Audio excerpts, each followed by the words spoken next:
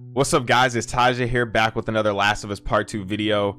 And I'm kind of mad because I just recorded this and it was about 10 minutes and I had my mic muted. So we're back. We're going to re-record it again. Got to keep the streak going. We got to keep at it. So, you know, what's good? We're back with another video. And today we're going to be talking about the Inside the Gameplay video. Now, first, I just want to say 29 days from release. You know what I'm saying? Let's get this bread. 29 more days. Let's get lit.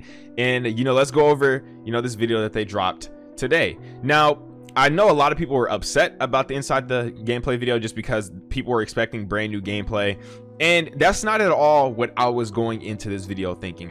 Since I did watch this Uncharted 4 series that they did, it's like the same exact thing they did with this game but with Uncharted 4. I kind of already knew and had the expectation that this video would not have any brand new gameplay, as well as it would have like extended cuts of gameplay, like, you know, extensions to what we've already seen, as well as they just give us insight over the mechanics of the game, just because, you know, they gotta, you know, market and advertise their game for the newcomer. Like, of course, us being, you know, hardcore fans of the game, people who have been looking forward to it for a while, we know everything there is to know, but not everybody's like us, you know what I mean? We're the minority against the majority of people aren't such hardcore fans as us. The hardcore is always smaller than, you know, the general audience.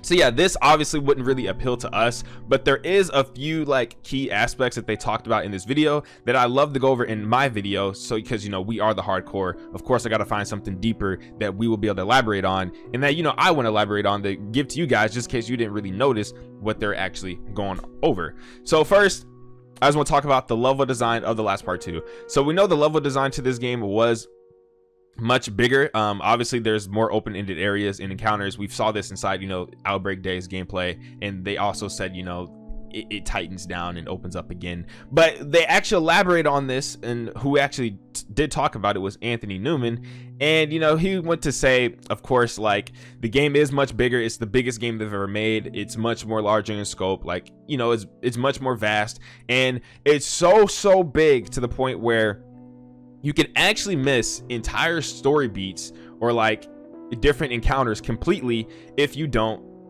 like play it a certain way.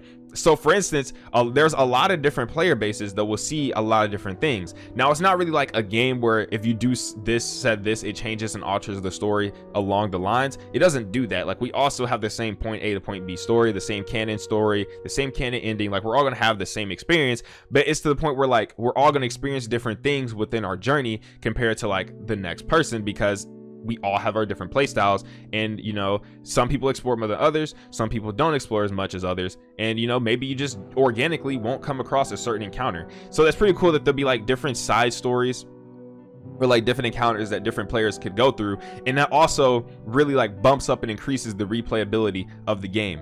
Now, I just want to say, of course, me being a big Last of Us fan, I'm definitely going to play the game a shit ton of times. I'm going to play it a lot, and I hope to see all this stuff that they're going to actually incorporate into the game. Plus, we also know this game is very big. It takes up 2 discs. It's also linear, and it's over 100 gigabytes. And I think a BD, which the Blu-ray disc holds up to like 50 or something like that. So let's just say like there's an open area, right? And you're going through the open area, you're exploring, and then you get to an encounter, and then you're back to open area, then back to encounter. They didn't want it to feel like such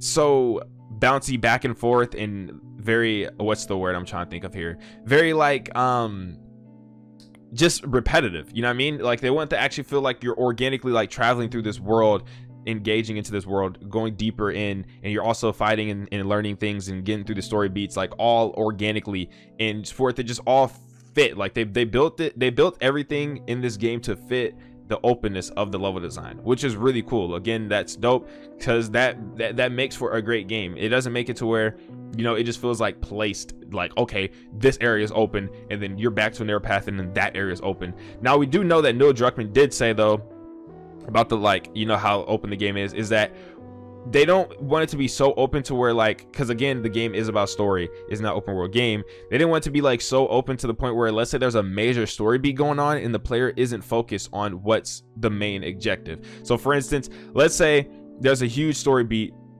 but obviously you don't want to lose focus because you're exploring. Well, they actually make it to where the game narrows in on its openness as there's something more serious, more dark, more intense going on, compared to like other story beats where they, you know, it's more chillax, more setback, letting you breathe. You can go explore, do different things, because there isn't something really hardcore you have to force onto. It's like really in the back of your head type thing. And I think that's also sick because, you know, let's say there's like a boss, like you're about to go into a boss fight, and instead of you like continue on to the game trying to get to the boss fight, you're like exploring other like shops or something, you know what I mean? Like it would like break the immersion a little bit. And I'm glad that they, you know, thought that through and made sure that works. And I'm pretty sure they do that in different ways. Like, you know how video games have like they have it to where like level designers, they make it to where like the player can't go back. Like let's say they'll make like rocks fall or something, like something simple, and it makes it to where the player can't backtrack. Well, I'm pretty sure the game will stay open or whatnot, but there's certain like moments in the game where like if you progress further in its openness, they'll block you out in a way to where you can't go back. So I'm pretty sure it will stay open. You can do what you do.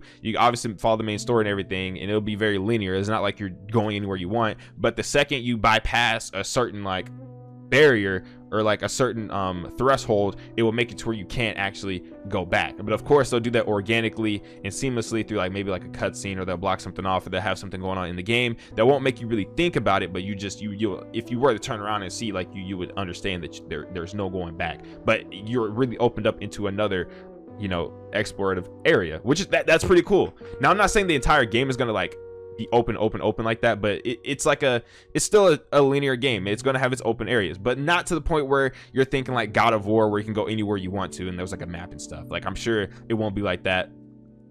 It'll still be very straightforward. It's just you could, you know, have just more exploration and just more choices to what you do, which is also sick. Now, another thing that they talked about in this video that was really cool is that Anthony Newman, he kind of like confirmed that there'll be a new game plus. Like he didn't say there'll be a new game plus, but he pretty much confirmed there's a new game plus, because he actually went and he was talking about whenever you're like in this world, of course you upgrade your guns and you upgrade your different perks and stuff, that it creates you, that it differentiates you from other players. It makes you to where you're your own Ellie, you know what I'm saying? You're your own player, and you can't upgrade everything in one playthrough. Now we know in The Last of Us Part 1 you can't upgrade everything in one playthrough, and there's a new game plus, you can like upgrade everything and get the trophies or whatnot. Well, I'm sure it's gonna be the same thing with Part 2. They have their new game plus, and you could jump into the game with the upgrades that you did find and that you did get within the first playthrough to build on to your second playthrough, of course, to, you know, wider expand your experience, which would also help you make it to see other encounters and different story beats that you didn't see before, which also increases the replayability of the game. So I have to say that's also really cool that we got that, like that soft confirmation that there'll be new game plus. It's not really straightforward, but we could obviously assume that they'll do something like that,